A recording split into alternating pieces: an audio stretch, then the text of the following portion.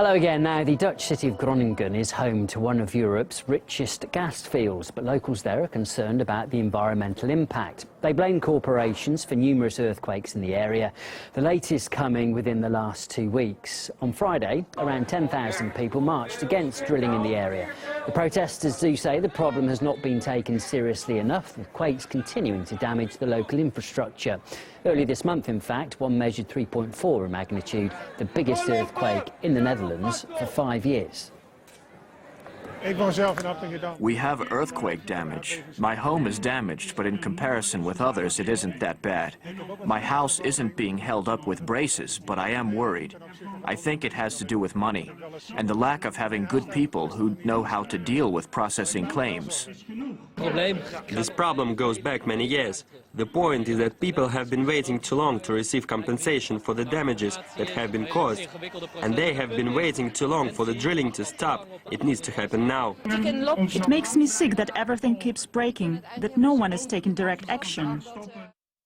Well, the University of Groningen has published its own study into the issue of drilling, and it claims there is a direct connection between drilling in the northern gas fields and also the earthquakes. In fact, specialists are also concerned too about layers of sandstone in the region, which they say could eventually lead to yet more tremors happening.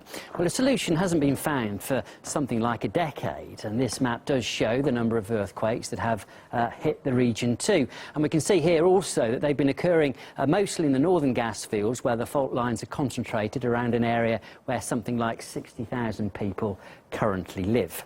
The Dutch economy minister says if the government had taken the problem more seriously, production could have been cut in half since 2013, although activists do say that those measures wouldn't have been sufficient. They are pumping gas out of our soil for decades now, and in the beginning there were also earthquakes, but they just denied it. It's not an earthquake, it's an airplane going boom, or it's something else. But the last years, it's obvious that there are real earthquakes, and that's what worries us very much. Putting gas out of our soil is easy money. Huh? The government earns a lot of it, and also ExxonMobil and Shell earn a lot. And we are like a modern colony these days, and we don't like that at all. So it has to stop.